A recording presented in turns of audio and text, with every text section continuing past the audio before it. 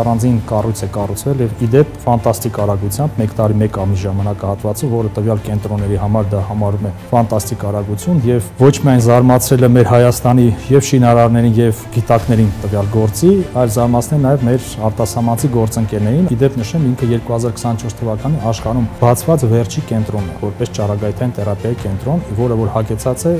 ամենավերջի սարքավորումներով։ Рак кожи может быть излечен методом брахитерапии за 7-8 сеансов. Это меньше, чем 2 недели ежедневного амбулаторного лечения пациентов в клинике. За 3 месяца полноценной работы брахитерапии нами было пролечено более чем 20 пациенток с опухолями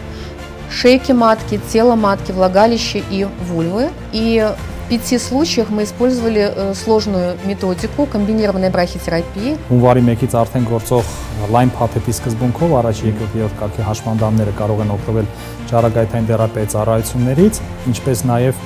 ուռուցքով տառապող պացիենտներ, ում մոտ արդեն հիստոլոգիապես հաստատված է, կարող են օգտվել։ Դիտեք այսօր 20:05-ին Free News հեռուստաընկերության եթերում։